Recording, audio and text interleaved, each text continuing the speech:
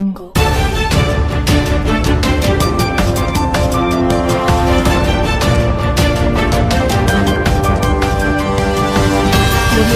গত ১৭ বছর বিএনপির নাম নিশানা পর্যন্ত মুছে যাওয়ার উপক্রম হয়েছিল।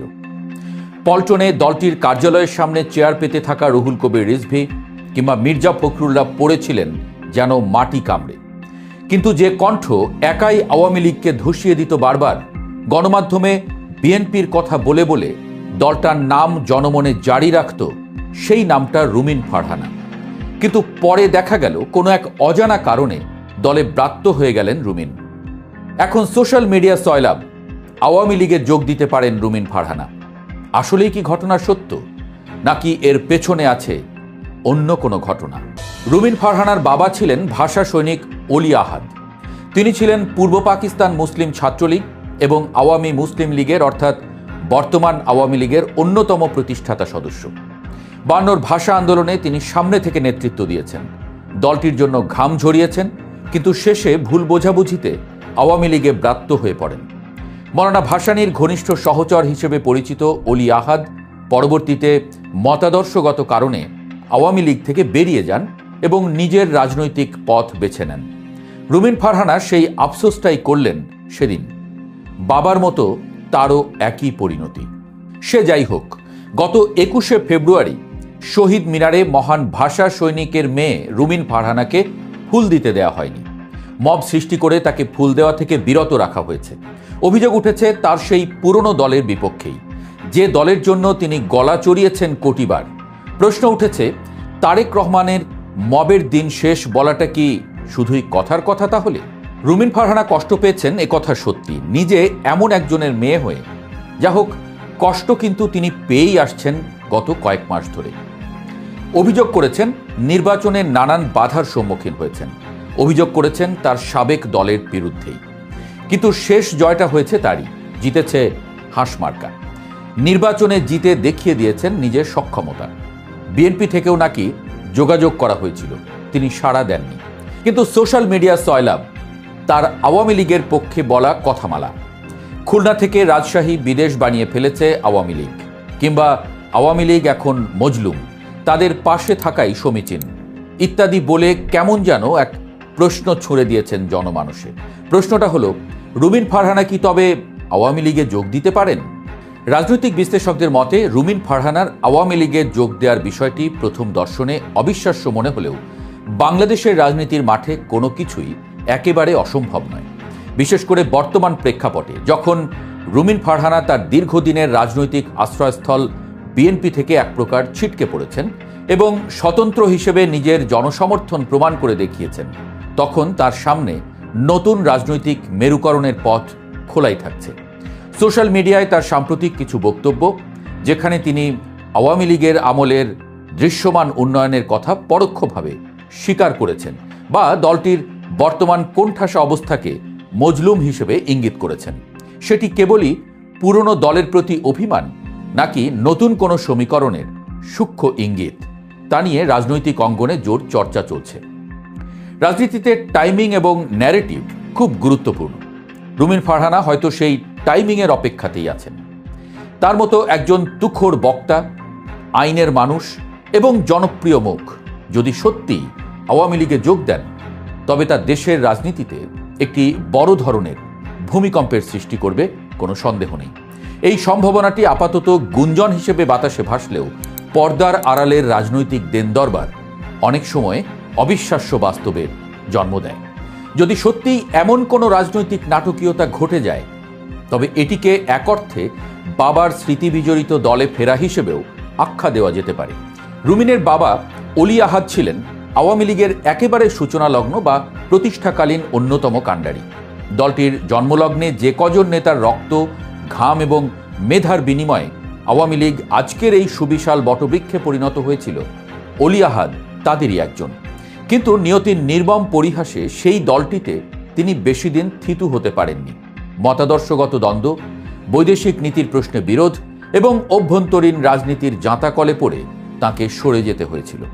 আজ যদি তার মেয়ে, যিনি নিজেও নিজের রাজনৈতিক দলের চরম অবমূল্যায়নের শিকার হয়ে স্বতন্ত্র হিসেবে লড়তে বাধ্য হয়েছেন, সেই পুরনো ঠিকানায় ফিরে যান, তবে তা ইতিহাসের এক দারুণ পুনরাবৃত্তি তৈরি করবে।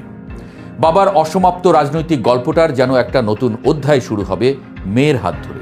রুমিন ফারহানার জন্য এটি যেমন গভীর আবেগের জায়গা হতে পারে, তেমনি তার রাজনৈতিক ক্যারিয়ারের জন্য হতে পারে এক অভাবনীয় টার্নিং পয়েন্ট। এখন সবচেয়ে বড় এবং প্রাসঙ্গিক প্রশ্ন হলো, আওয়ামী লীগ কি তাকে দলে ফেরাবে? 5 আগস্টের পট পরিবর্তন এবং পরবর্তীতে পরিবর্তিত রাজনৈতিক পরিস্থিতিতে আওয়ামী লীগ এখন অনেকটাই কোণঠাসা ও নেতৃত্ব শূন্য। তাদের প্রথম সারির নেতারা অনেকেই দৃশ্যপটের বাইরে, আত্মগোপনে বা আইনি জটিলতায় জর্জরিত। এই চরম সংকটের মুহূর্তে দলের হাল ধরার মতো, বিপর্যস্ত কর্মী সমর্থকদের চাঙ্গা করার মতো এবং সর্বোপরি গণমাধ্যমে শক্ত ভাষায় যৌক্তিক কথা বলার মতো একজন নেতার বড্ড অভাব দলটিতে। রুমিন ফারহানার মতো একজন বাগ্মী, উচ্চশিক্ষিত এবং জাতীয় রাজনীতিতে পরিচিত মুখ আওয়ামী লীগের এই বিশাল শূন্যতা পূরণে দারুণ কার্যকরী হতে পারে। অতীতে আমরা দেখেছি রাজনৈতিক প্রয়োজনে আওয়ামী লীগ অনেককেই আপন করে নিয়েছে, এমনকি কট্টর সমালোচকদেরকেও দলের গুরুত্বপূর্ণ পদে বসিয়েছে। সুতরাং অস্তিত্ব রক্ষার এই কঠিন লড়াইয়ে রুমিনকে দলে টানলে রাজনৈতিকভাবে আওয়ামী লীগেরই লাভ বেশি। যদিও দলের তৃণমূলের নেতাকর্মীরা যারা বছরের পর বছর ধরে রুমিনের কড়া ও ঝাঁঝালো সমালোচনার শিকার হয়েছেন, তারা এই সিদ্ধান্তকে শুরুতে কিভাবে নেবেন সেটিও দলটির হাইকমান্ডকে গভীরভাবে ভাবতে হবে। তবে রাজনীতি যেহেতু সম্ভাবনার শিল্প, তাই পারস্পরিক স্বার্থের মিল হলে আওয়ামী লীগের দরজা তার জন্য উন্মুক্ত হওয়াটা মোটেও আশ্চর্যের বিষয় হবে না। রাজনীতিতে যোগ্যতার চেয়ে ব্যক্তিগত আনুগত্য এবং দলীয় সমীকরণ অনেক সময় বড় হয়ে দাঁড়ায়, যার জলজ্জান্ত প্রমাণ আমরা বিএনপির বর্তমান অনেক সিদ্ধান্তে দেখতে পাচ্ছি। এই প্রসঙ্গে অনিবার্যভাবেই চলে আসে বর্ষিয়ান নেতা, প্রখ্যাত আইনজীবী এবং বীর মুক্তিযোদ্ধা ফজলুর রহমানের কথা। রাজনৈতিক অঙ্গনে একটি কথা বেশ জোরালোভাবেই প্রচলিত যে সারা দেশে আওয়ামী লীগের যে বিশাল ভোট ব্যাংক বা নীরব সমর্থক গোষ্ঠী, তাদের একটি বড় অংশকে বিএনপির দিকে আকৃষ্ট করার পেছনে ফজলুর রহমানের মতো পরিচ্ছন্ন মুক্তিযুদ্ধপন্থী নেতাদের বিশাল ভূমিকা ছিল। তার পরিচ্ছন্ন ইমেজ, যুক্তিপূর্ণ বক্তব্য এবং মুক্তিযুদ্ধের চেতনা ধারণ করার সত্তাটি অনেক সাধারণ এবং নিরপেক্ষ ভোটারকে বিএনপির প্রতি ভরসা জুগিয়েছে। কিন্তু দলের হাইকমান্ড বা তারেক রহমান এখন পর্যন্ত তাকে দলে কোনো বড় সম্মানজনক বা নীতি নির্ধারণী দায়িত্ব দেননি। যিনি দলের জন্য এত বড় একটি ইতিবাচক ইমেজ তৈরি করতে সাহায্য করলেন, তাকেই যদি দল যথাযথ মূল্যায়ন না করে, তবে স্বভাবতই প্রশ্ন ওঠে, বিএনপি আসলে কাদের মূল্য দিচ্ছে? রুমিন ফারহানার মতো ফজলুর রহমানও কি তবে একই ধরনের উপেক্ষার শিকার হলেন? যোগ্যদের এই অবমূল্যায়ন দলের অভ্যন্তরীণ ক্ষোভকে আরও উস্কে দিচ্ছে এবং তৃণমূলের কর্মীদের মাঝে ভুল বার্তা পৌঁছে দিচ্ছে। রাজনীতির এই জটিল এবং বহুমাত্রিক দাবা খেলায় আরও একটি বিষয় সম্প্রতি সবার নজর কেড়েছে, আর তা হল আওয়ামী লীগের একের পর এক কার্যালয় ধীরে ধীরে খুলে যাওয়া। আগস্ট পরবর্তী সময়ে যে দলটির কার্যালয়গুলোর সামনে যাওয়াটাই ছিল প্রায় অকল্পনীয় এবং চরম ঝুঁকিপূর্ণ, সেখানে এখন ধীরে ধীরে প্রাণের সঞ্চার হচ্ছে, সাইনবোর্ড উঠছে, নেতারা উঁকি ঝুঁকি মারছেন। রাজনৈতিক পাড়ায় জোর গুঞ্জন রয়েছে যে বিএনপির এক প্রকার গ্রিন সিগন্যাল বা নীরব সম্মতির কারণেই এমনটা সম্ভব হচ্ছে। রাজনৈতিক বিশ্লেষকদের মতে বিএনপি হয়তো চাইছে না রাজনীতিতে একচেটিয়া শূন্যতা তৈরি হোক, অথবা অতি ডানপন্থী বা তৃতীয় কোনো শক্তির আকস্মিক উত্থান ঘটুক। আওয়ামী লীগকে মাঠে রেখে একটি নিয়ন্ত্রিত ও দুর্বল বিরোধী দল হিসেবে তাদের কিছুটা স্পেস দেয়াটা বিএনপির দীর্ঘমেয়াদী রাজনৈতিক কৌশলেরই অংশ হতে পারে। এতে করে আন্তর্জাতিক অঙ্গনেও একটি স্থিতিশীল এবং গণতান্ত্রিক পরিবেশের বার্তা দেওয়া যায়। আর ঠিক এই সুযোগটি কাজে লাগাতে চাইছে আওয়ামী লীগ।